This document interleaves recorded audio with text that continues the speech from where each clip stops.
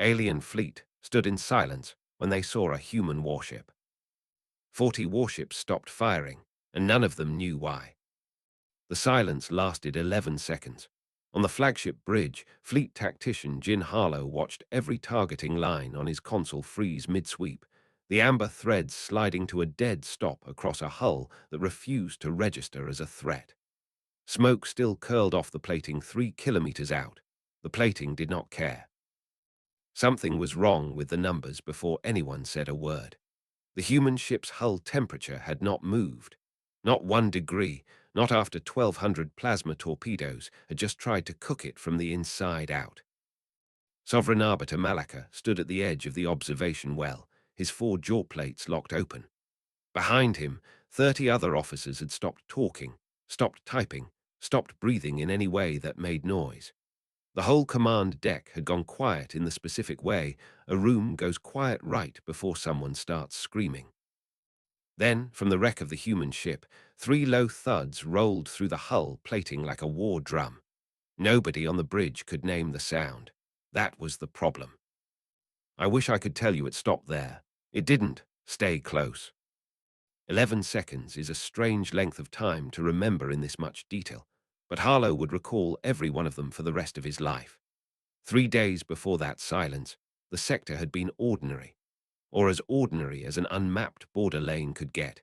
4,000 cycles after the Great Karuth Truce carved up half the galaxy into zones nobody bothered to check twice. Harlow had the morning watch. He ran his claws along the scan console out of habit, half listening to the low hydraulic hum that lived under every surface of the Vanguard flagship. The bridge smelled like ozone and refined iron, the way it always did after a long jump. 30 meters of black stone rose around him to a crystal canopy, and past that, nothing. Just the dark and the quiet blinking cursor of an outpost that hadn't answered a single hail in 6 hours. Still nothing from Outpost 93, Harlow said, not looking up. No shields raised, no distress call, no movement at all. Ray Pilot Kess leaned over his shoulder, checking the same reading a second time, like the numbers might change if he looked hard enough. Sub-Officer Vrex cleared the electronic interference lanes without a word, the way she always did, quick and clean. In the corner, Elder Saluma sat with a data slate balanced on her knee, her wide dark eyes tracking the countdown clock on the far wall. She had logged the withdrawal notices for 9 campaigns now. She never looked forward to this part. Sovereign Arbiter Malaka arrived the way he always did, without announcing it, his crests glowing a deep, confident blue. 14 bands of light ran down his back, one for every world his fleet had folded into the Nisari registry. He stopped at the main well and studied the small human signal below them like a man studying a debt someone owed him.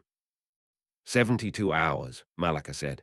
That was generous. Most species beg for 30. They have not responded to the ultimatum, Sovereign Arbiter, Harlow said. Not once. They don't need to respond. Malaka's jaw plates clicked, a small dry sound he made when he was pleased with himself. Open the channel. Let the record show we offered them the chance. The channel opened with a soft chime that felt too polite for what came next. Malaka's voice went out flat and formal across the open frequencies, laying out the terms the way he had laid them out to 100 smaller powers before this one. Withdraw the listening post. Surrender the sector. Fail to comply, and the Nisari Imperial Vanguard would treat the silence as an answer. Nobody answered. Elder Saluma marked the final 60 seconds on her slate, her stylus moving slow and steady, the way it always did when a species was about to lose something they didn't understand they were about to lose. She had watched this exact silence from a dozen dying outposts. It never got easier to write down. Deadline reached, she said quietly. No response. Malaka's crests brightened. Then we proceed as scheduled. Close the perimeter.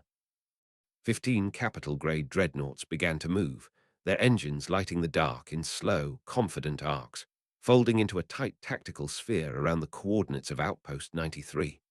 40 line cruisers slotted in behind them, an iron net drawn tight around a target too small to fight back. It was, by any measure the Nisari fleet had ever used, an overwhelming show of force against nothing at all. Nothing at all was still down there. No shields, no weapons fire, no panic. Far below the closing net, inside a hull with no active energy signature, Commander Owen Vance sat on the unlit bridge of the UNS Sentinel with his boots up on the console edge, watching the same countdown Saluma had just logged. His left shoulder sat a little lower than his right, an old injury from a kinetic recall that had never quite healed straight.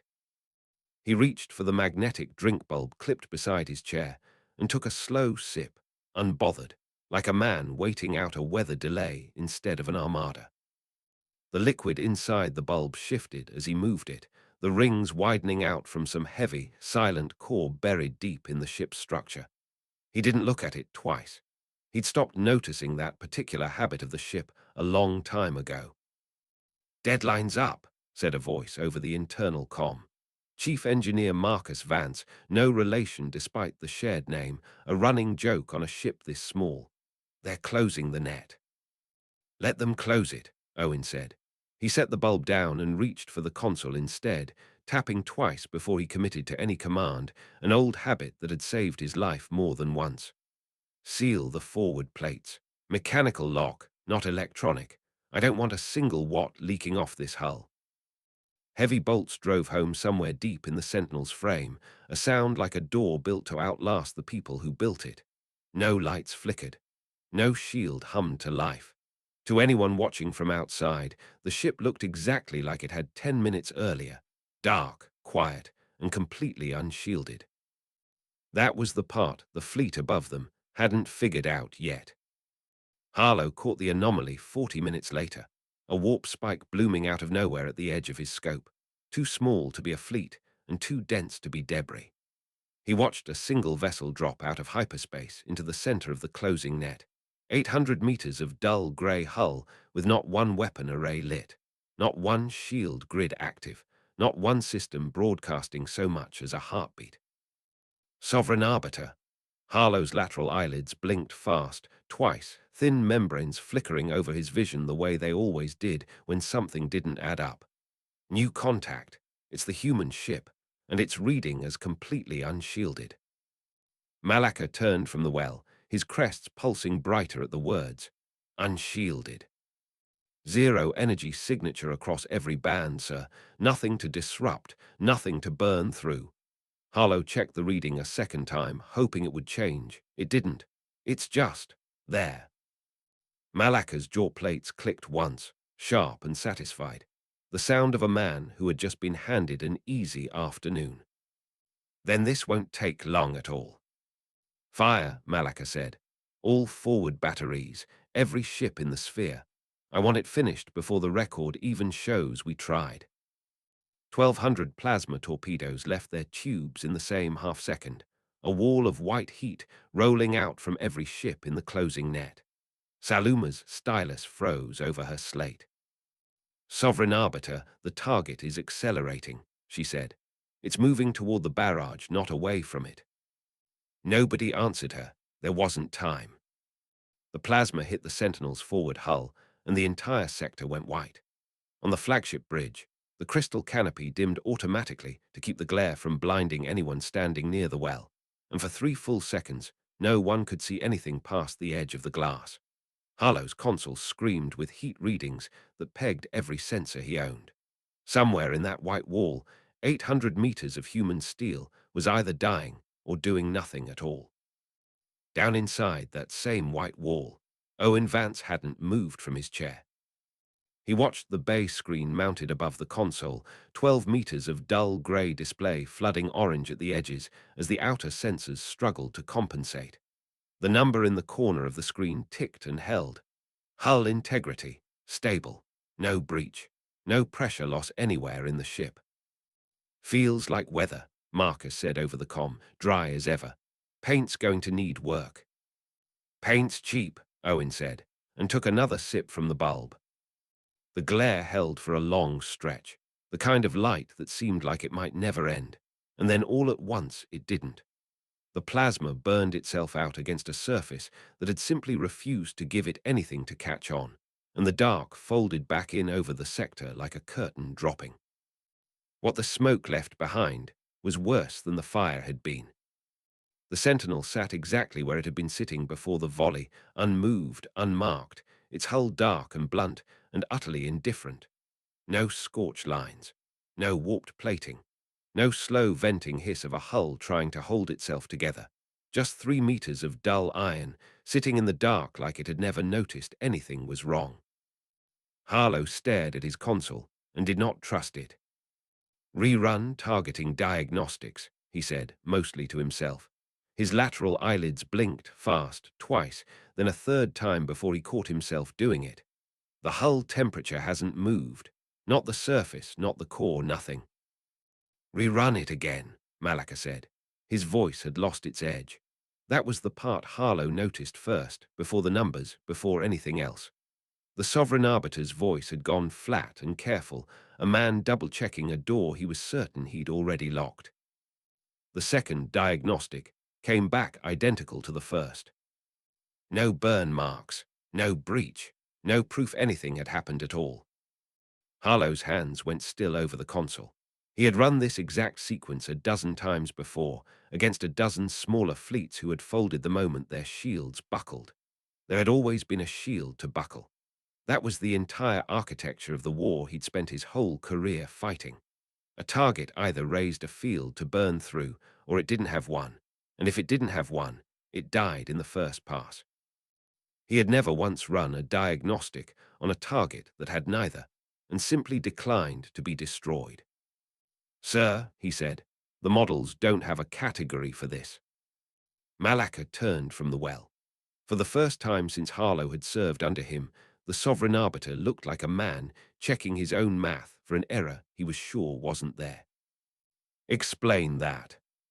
Every simulation the fleet runs treats mass as a secondary variable. We calculate shields, we calculate output, we calculate how many hits a field can absorb before it fails. Harlow swallowed, the click of it audible over the quiet bridge. We never wrote an equation for a hull that was simply too heavy to care. Behind him, Elder Saluma had stopped writing entirely. She sat with her stylus resting flat against the slate, her wide eyes fixed on the display, and said nothing at all. That, too, was new. In 9 campaigns, Harlow had never once seen her stop recording. Malaka's crests, which had burned a confident blue since the moment the deadline expired, dimmed by one shade. Just one. It was the smallest possible admission a Nisari body could make, and it was enough to change the temperature of the entire room. "Reload the batteries," he said. "Full spread, again." "Sir, the diagnostic shows 0 effect from the first."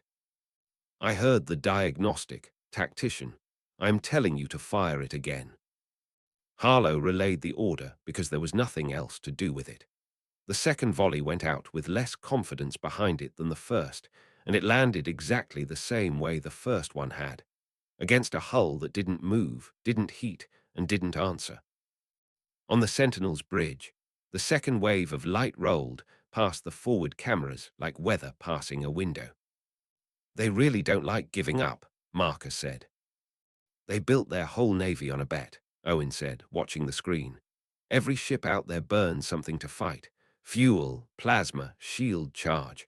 All of it costs them something every time they use it." He set the bulb down and reached for the console, tapping twice before he committed. "We didn't build ours to burn anything at all." Somewhere behind him, deep in the ship's spine, the mechanical locks that held the forward plates in place shifted half a degree, settling under a stress the hull didn't register as stress. The magnetic drink bulb on the console rocked once, the liquid inside forming slow rings around a weight that never moved. Above the wreck of 2 failed volleys, the Imperial fleet held position in a silence that had started to feel less like discipline and more like nobody wanting to be the one to speak first. Malaka stood at the well with his fists closed at his sides, staring down at 800 meters of iron that had just absorbed the full weight of his authority and given nothing back.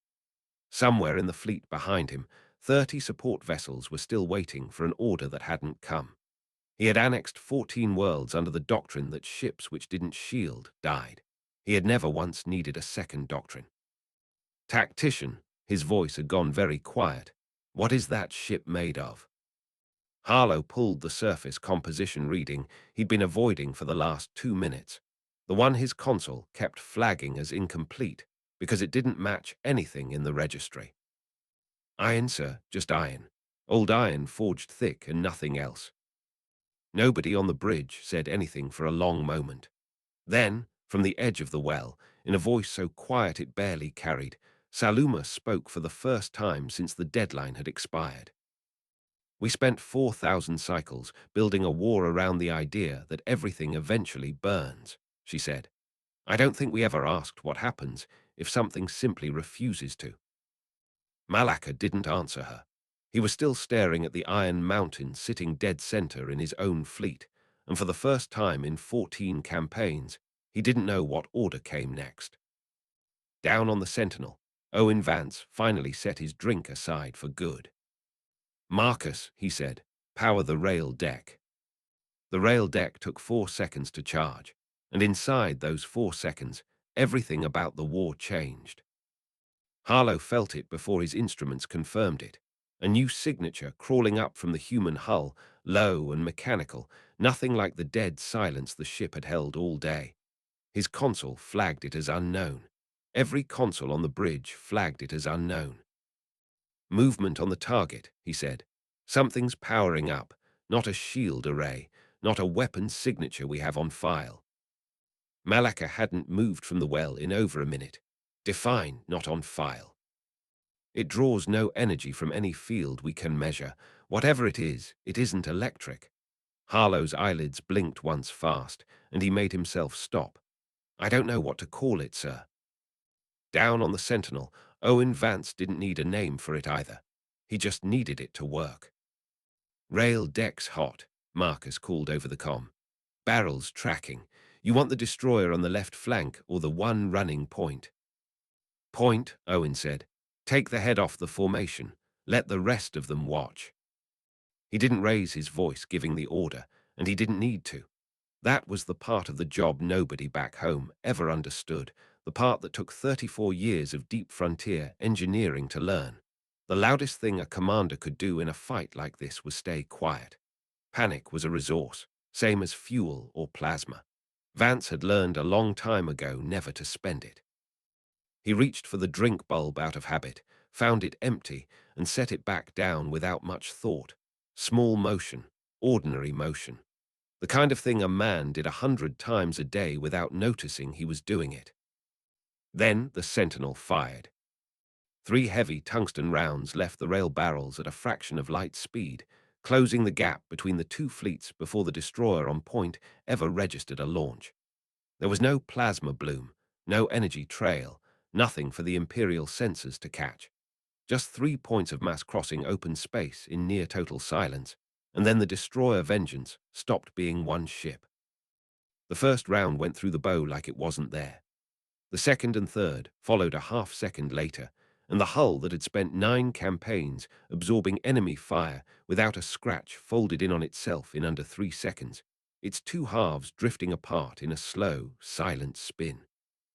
No fireball, no secondary explosion worth the name.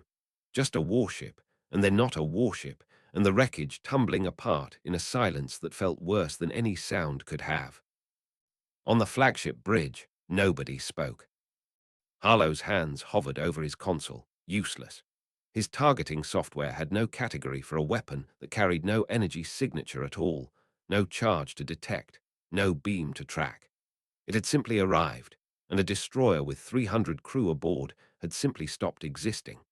He stared at the gap in the formation where the Vengeance had been holding position a moment ago, and for the first time in his career, his instruments told him nothing useful whatsoever. Sovereign Arbiter, his voice came out smaller than he meant it to. The Vengeance is gone. I can see that it's gone, tactician. Malaka's crests had dimmed further, the confident blue fading toward something closer to grey. I am asking you how. I don't know how. My board doesn't register a weapon fired. It just registers a ship that used to be there.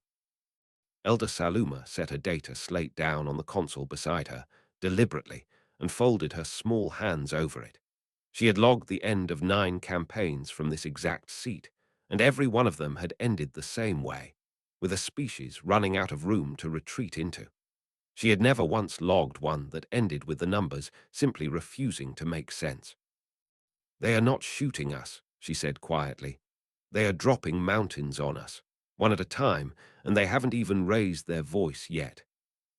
Nobody answered her.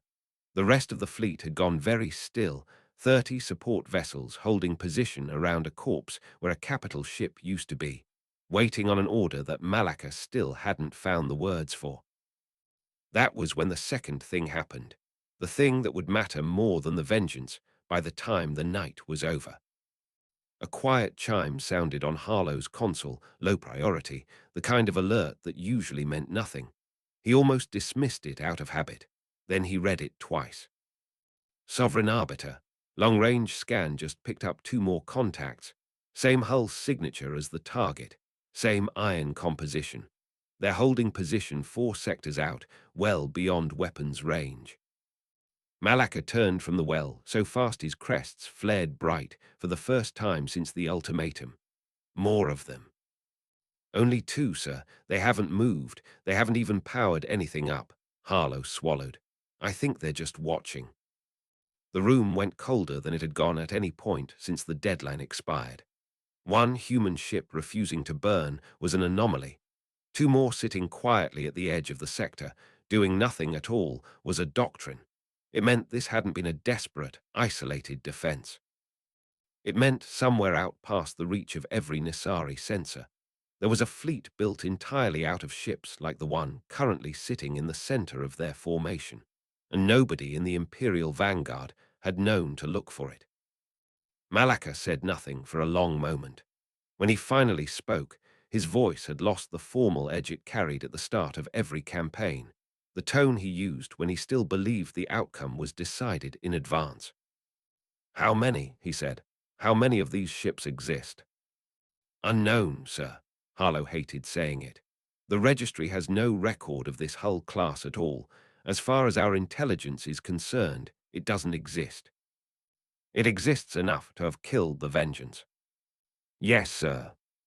Malacca's clawed hand closed slowly around the edge of the observation well, the lacquer on his scales catching the dim light in a way that would have looked almost calm from a distance. Up close, Harlow could see the tremor in it, small but real, the first one he had ever seen from a sovereign arbiter in 14 campaigns of annexation.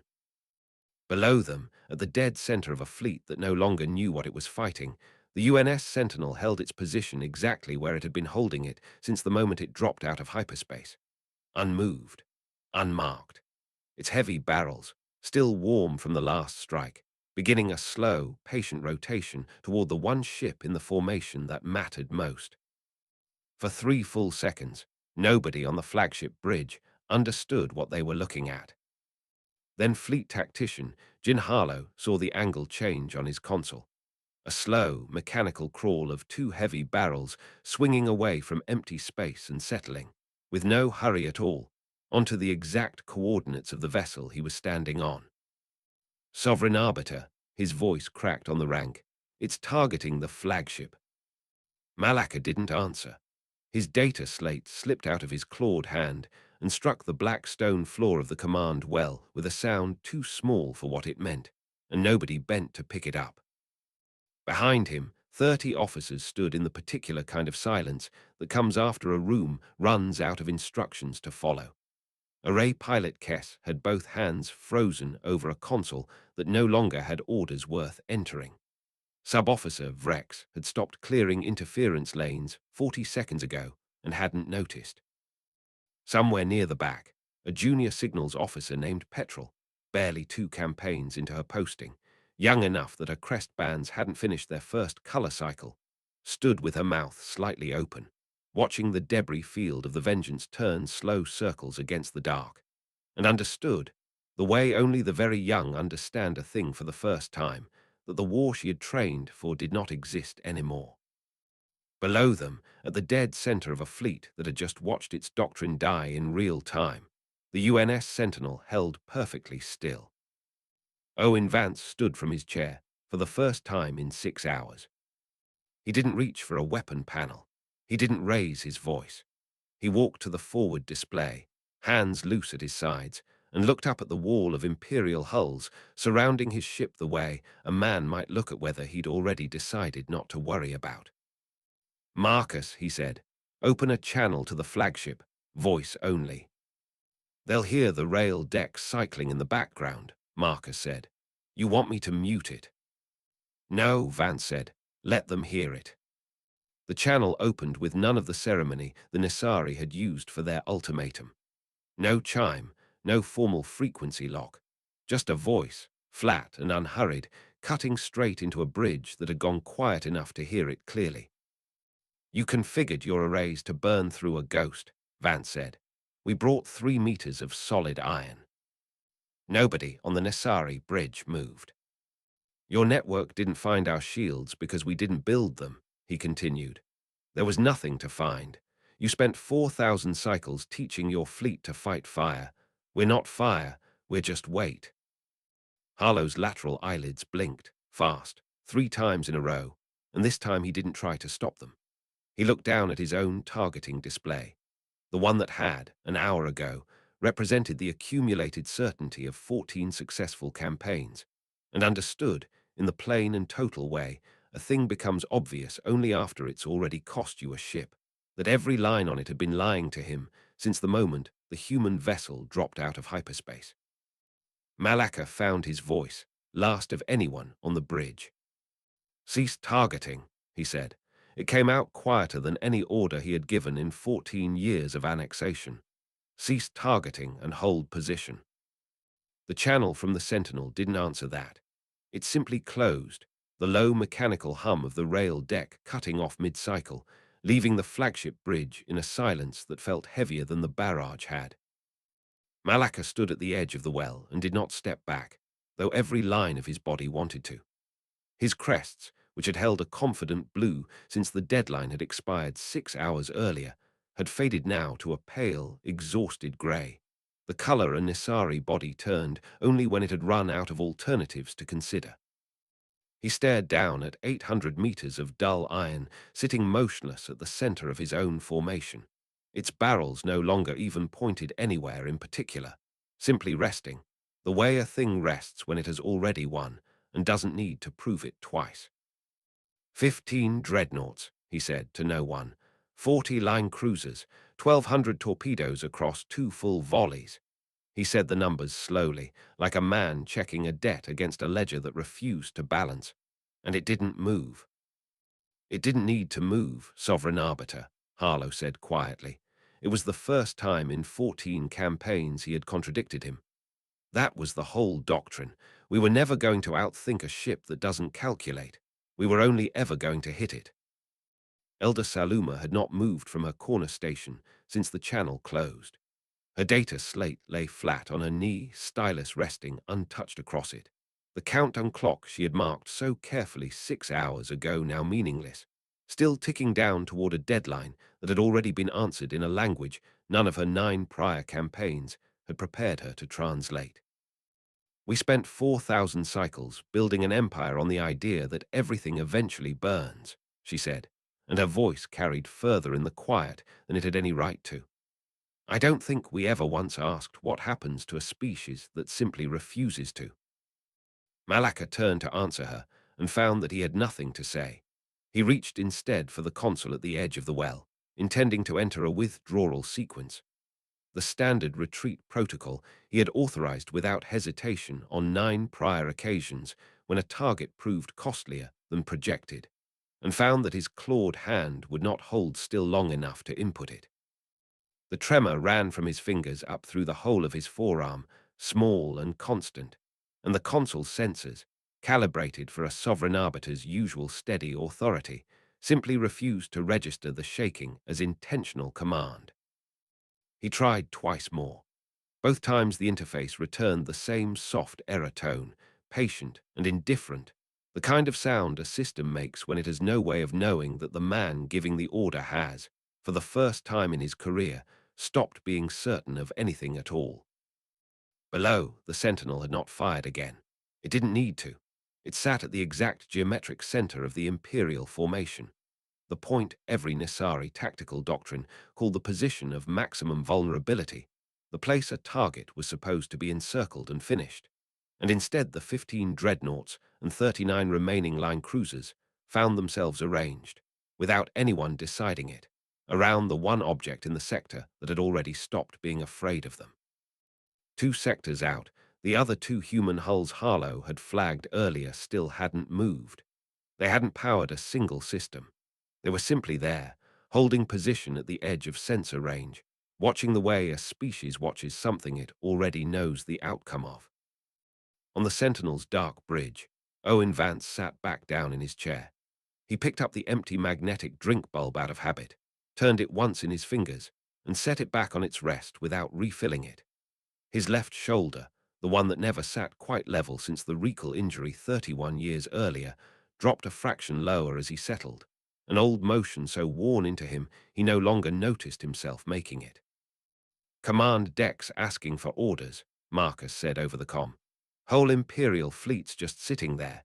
Nobody's moved in 4 minutes." "Let them sit," Vance said.